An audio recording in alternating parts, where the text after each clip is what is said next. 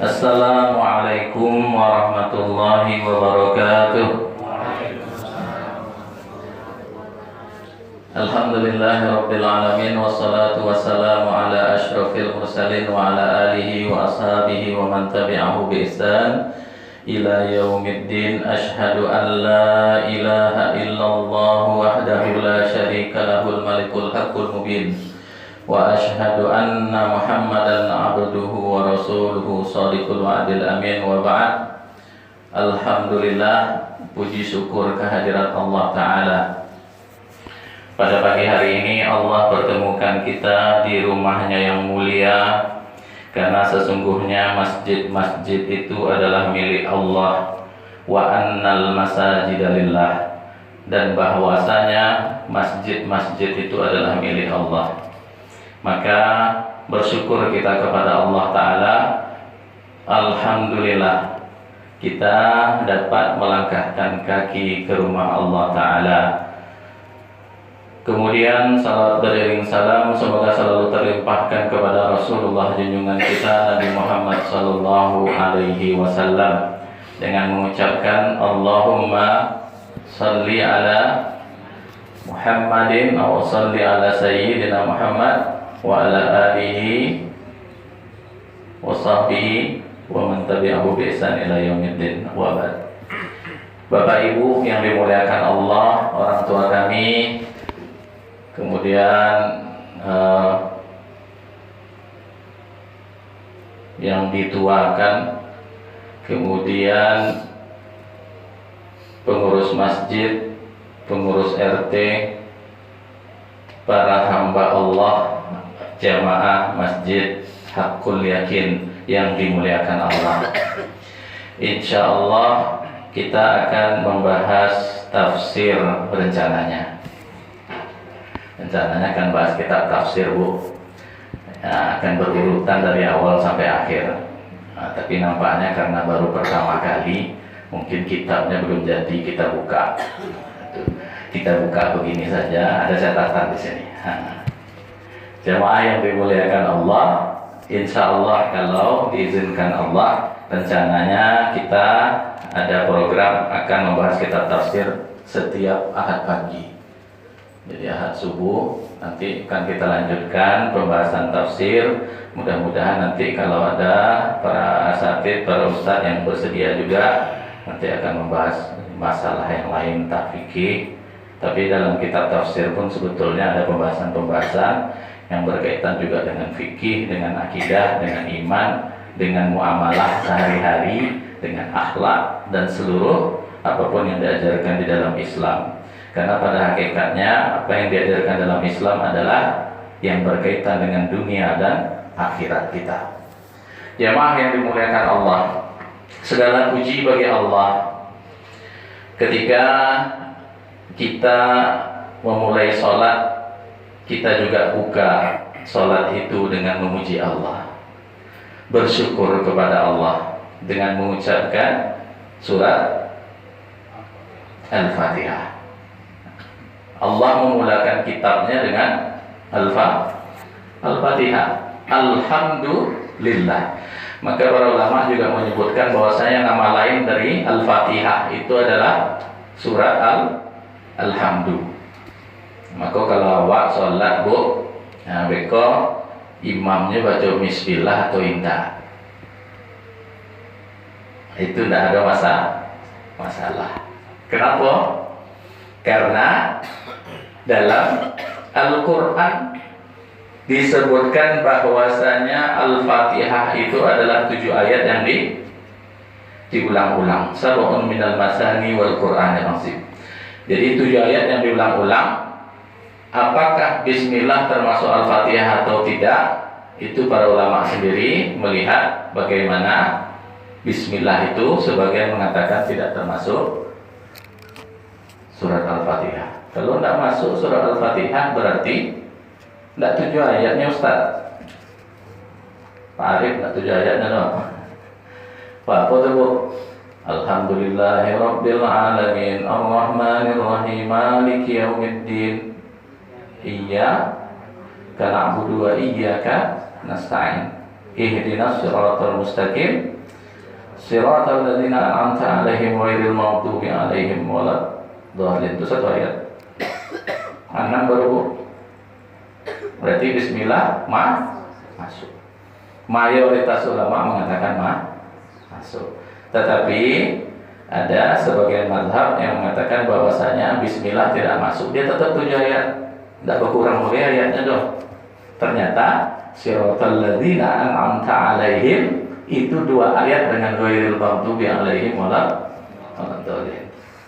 Kalau imam tidak membaca bismillah, itu dia berarti mungkin dia bacanya di dalam hati. Boleh. Kenapa Nabi SAW pernah menyebutkan Anas bin Malik, itu adalah sahabat Nabi, pernah menyebutkan dalam hadis Sahih Bukhari, "Shallaitu ma'an Nabi sallallahu alaihi wasallam wa Abi Bakrin wa Umar wa Utsman iftatahu bil hamdulillahi rabbil alamin." Aku pernah sholat bersama Rasulullah sallallahu alaihi wasallam, bersama Abu Bakar, bersama Umar, bersama Utsman. Mereka membuka sholat dengan alhamdulillahi rabbil alamin. Allahu Akbar, alhamdulillahi rabbil alamin. Tetapi dalam memahami hadis ini pun para ulama berbeda pendapat. Apa bedanya Bu? Bedanya ternyata yang dimaksud alhamdulillahi rabbil alamin menurut mazhab Syafi'i, menurut mazhab Hanafi, menurut mazhab Hambali. 3 mazhab mengatakan bahwasanya mulainya dengan surat alhamdulillah, bukan memulainya dengan alhamdulillah. Berarti dimulai dari bismillah. Berarti mulai dengan bismillah. Cuman yang 3 mazhab ini, mazhab Hanafi, mazhab Syafi'i dan mazhab Hambali ini tetap berbeda pendapat apakah dikeraskan bacaan bismillah ataupun tidak. Ternyata menurut mazhab Hambali bacanya tak kareh itu.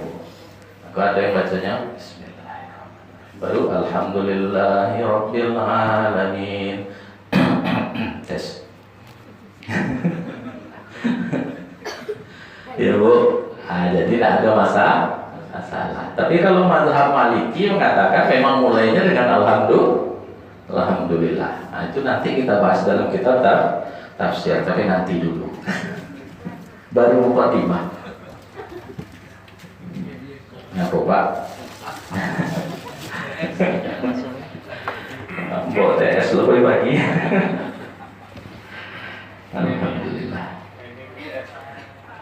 Masya Allah. Jazakumullah khairan. Tahu. Tentukan tanggalnya Pak.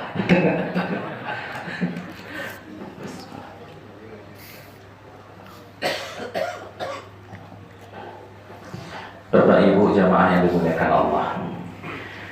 Namun pembahasan kita pada pagi hari ini adalah berkaitan dengan wa annal masajida lillah, bahwasanya masjid itu adalah milik Allah. Suatu ketika Nabi Shallallahu Alaihi Wasallam melakukan hijrah. Dulu di Mekah, kemudian hijrah ke Madinah.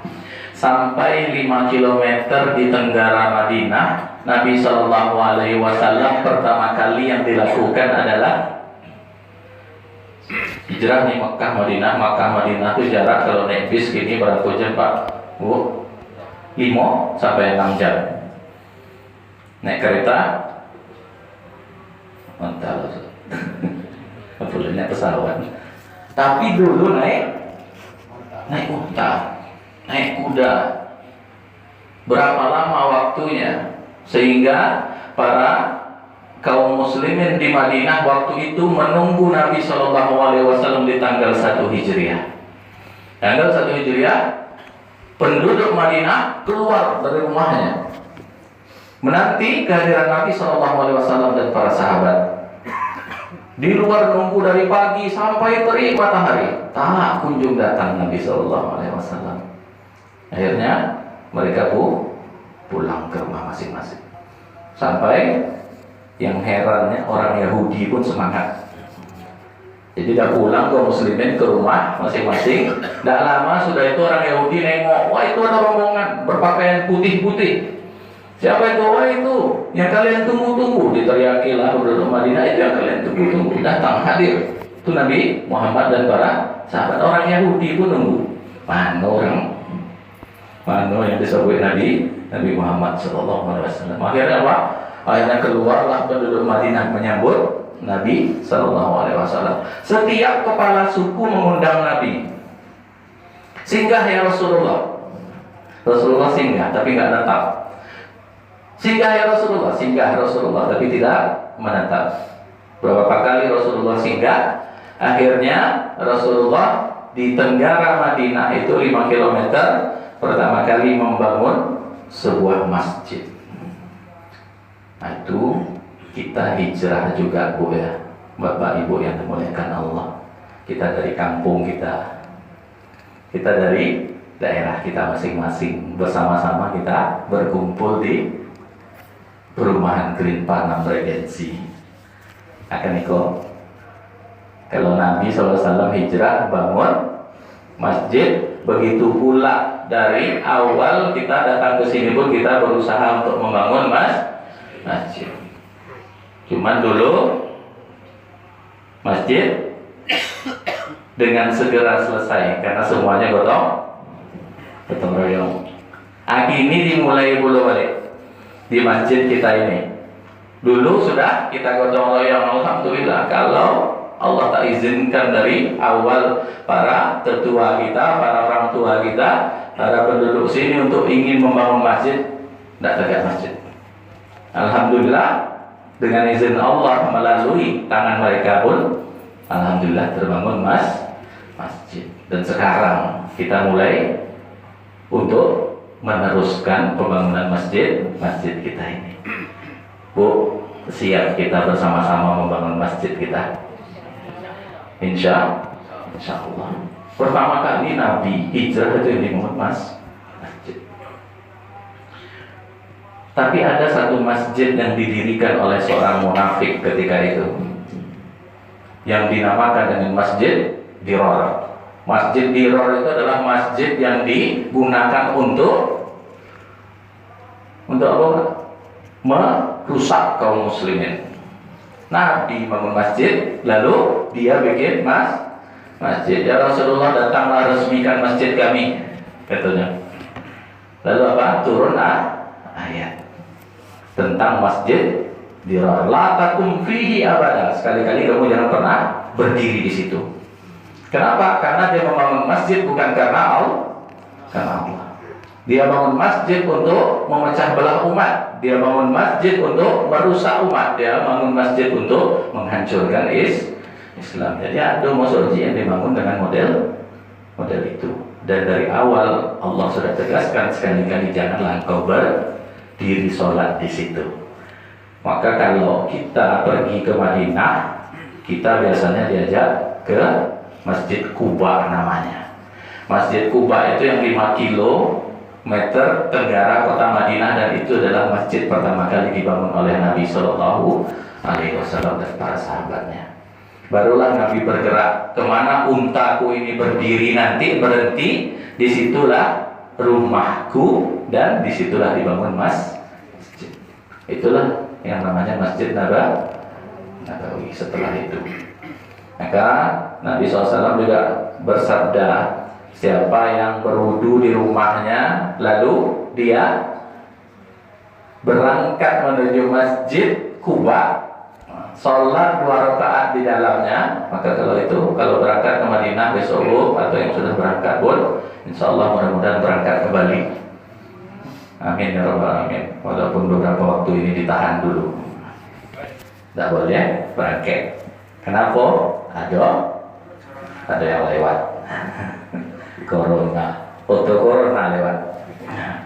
Jadi diusahakan dulu, itu ikhtiar dari pemerintah Saudi biar mudah-mudahan terjaga jamaah yang dimuliakan Allah. Jadi kalau dia berangkat wudu dulu di rumah, berangkat ke Masjid Kuba, sholat 2 rakaat, maka pahalanya sama dengan umrah. Jauh Ustaz, pergi umrah ke situ banyak pitinya.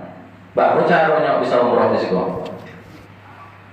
Alhamdulillah di masjid kita ini sudah mulai ibunda kita, orang tua kita duduk di masjid setelah sholat subuh. Duduk di masjid setelah sholat subuh, kemudian zikir pagi, baca Al-Quran, kemudian sampai waktu syuruh. Lalu sholat 2 rakaat. Maka Nabi pun menyebutkan tentang itu, pahalanya seperti pahala umrah dan haji, tamatan tamah, sempurna. Jadi kalau awaknya pergi haji umrah, sebelum pergi ke Mekah, duduklah di masjid. Awak pun apa-apa duduk aja besok saja ya Pak.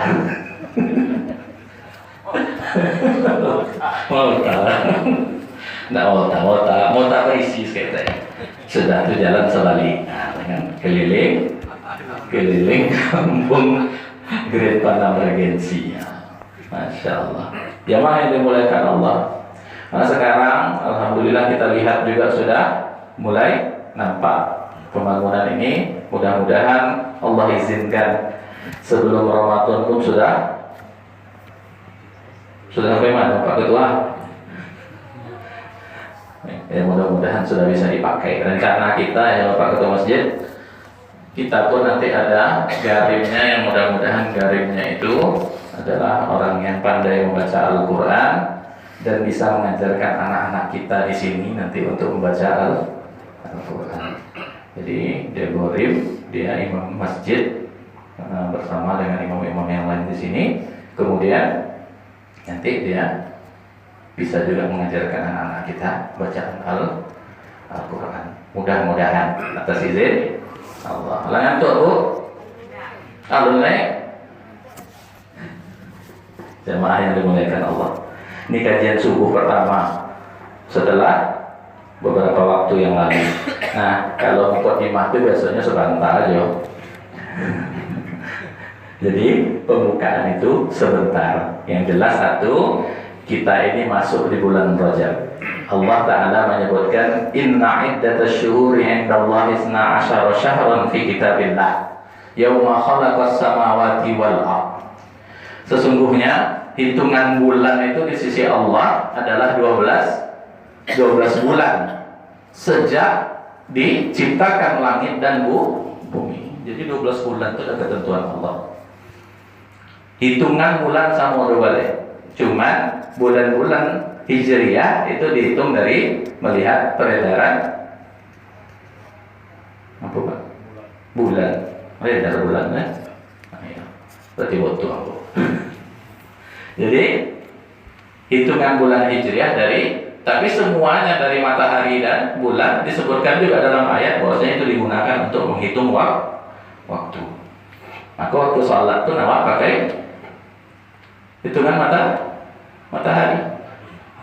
Naik sepenggalan, nampak bayang-bayangan atau lebih dari itu, semuanya dari matahari. Nah, matahari dan bulan Allah ciptakan dan sejak itu langit dan bumi Allah ciptakan dan sejak itu 12 bulan dihitung. Tapi apa? Ada minha arba'atun hurum. Ada 4 bulan haram. Apa 4 bulan haram itu? Pertama bulan Zulqa'dah atau Zulqa'idah. Kemudian bulan Zulhijjah. Enggak masalahnya lagi ya. Kemudian bulan Muharram. Ini 3 bulan berturut-turut. Orang musim haji itu biasanya dari bulan Zulqa'dah. Dan Zulqa'dah sudah berangkat. Nanti sampai bulan Zulhijjah, sampai tanggal 13 bulan Zulhijjah itu selesailah amalan haji. Jadi tidak ada yang sesudah itu, kecuali nanti tinggal tawaf wada, baru nanti pada pulang. Yang pulang itu bisa yang awal bisa terakhir. Itu amalan yang utama pada bulan itu. Kemudian bulan Muharram, amalan yang utamanya apa? puasa Muharram, mengampunkan dosa yang sebelumnya. Lalu bulan terakhir adalah bulan Rajab. Bulan Rajab itu adalah sekarang, kita tanggal 6 Rajab.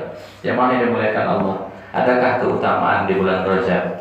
Bulan haram ini disebutkan oleh Ibnu Abbas, diriwayatkan dari Ibnu Abbas bahwasanya Nabi SAW mengatakan di bulan-bulan haram itu pahala amalan kita meningkat. Satu, kita sholat sunnah beda dengan sholat sunnah dengan di bulan yang lain.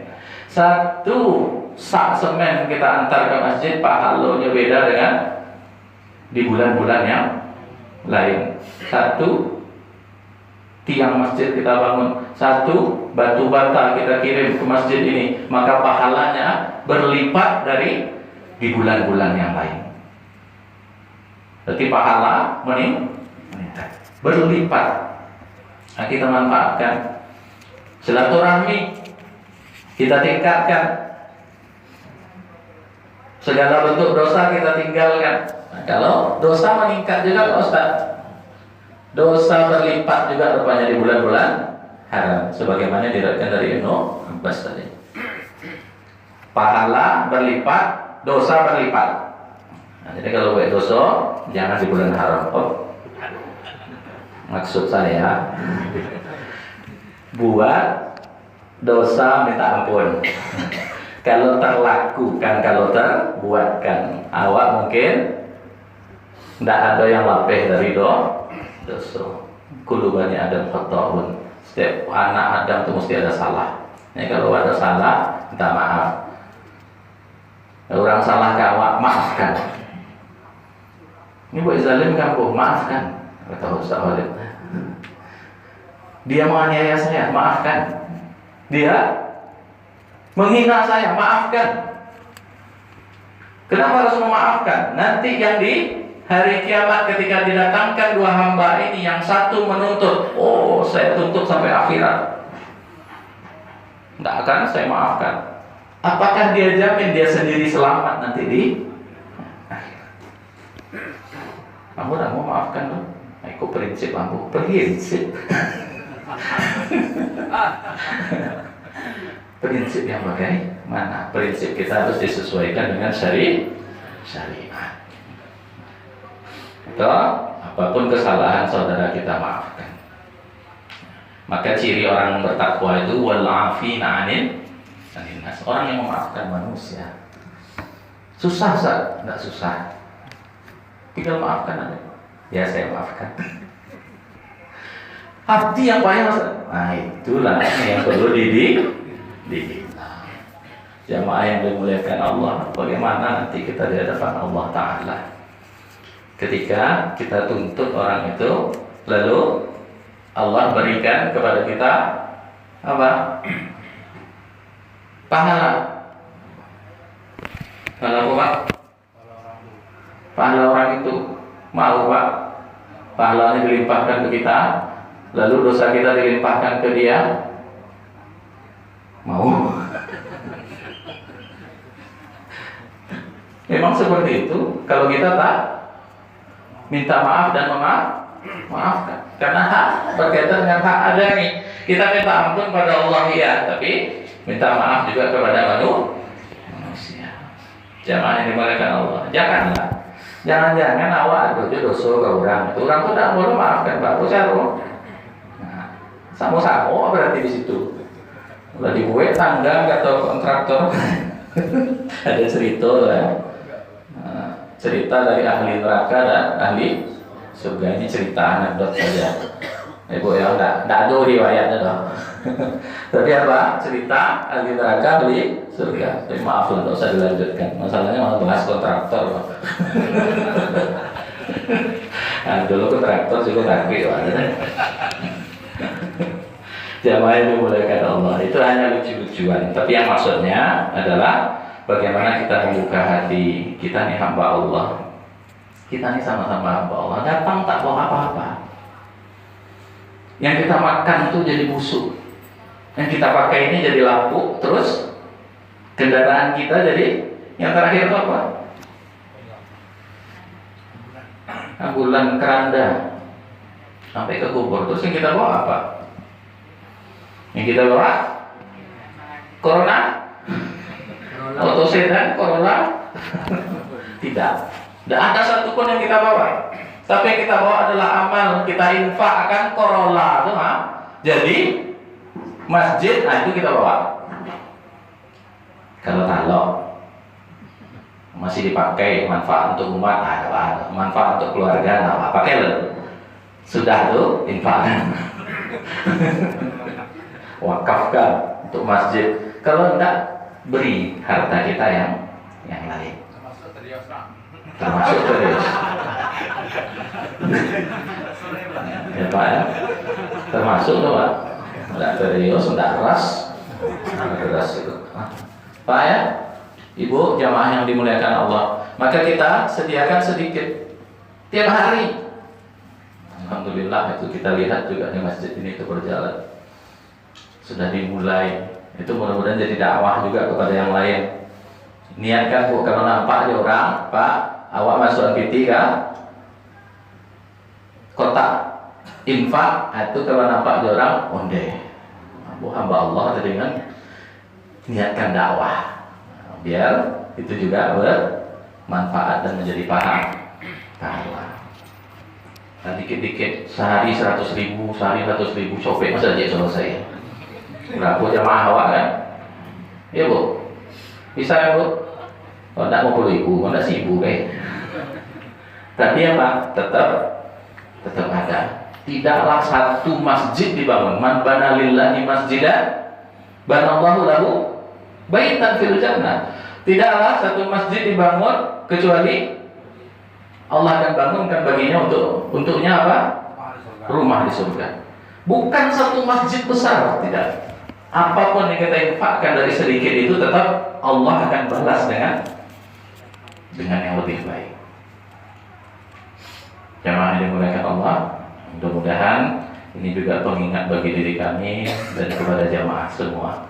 Mudah-mudahan ringan tangan kita untuk dapat bersama-sama menyegerakan pembangunan masjid kita. Kita lihat juga ada anak yatimkah di sekeliling kita. Kita lihat juga ada fakir miskin di sekeliling kita. Tentu kita juga tidak bisa abaikan, karena itu adalah bagian dari kewajiban kita sebagai seorang muslim. Jamaah yang dimuliakan Allah Ta'ala, bulan Rajab, balik lagi ke bulan Rajab. Apalagi amalan yang baik dilakukan? Semua. Tapi ada yang dilakukan Nabi di bulan Rajab. Mau puasa, silakan Bu. Kemarin beredar ada puasa 1 hari sekian, 1 hari sekian, hari kedua sekian, hari ke-8 tertutup pintu, hari ke-7 tertutup pintu neraka, hari ke-8 terbuka pintu surga untuknya yang ke-8 pintu dan lain-lain. Memang disebutkan oleh para ulama itu hadisnya maudhu, hadisnya palsu. Tetapi bolehkah kita berpuasa di bulan Rajab? Boleh. Tapi jangan kita khususkan dengan niat itu. Kita puasa karena ini juga bulan haram, pahala berlipat ganda. Maka kita juga berpuasa.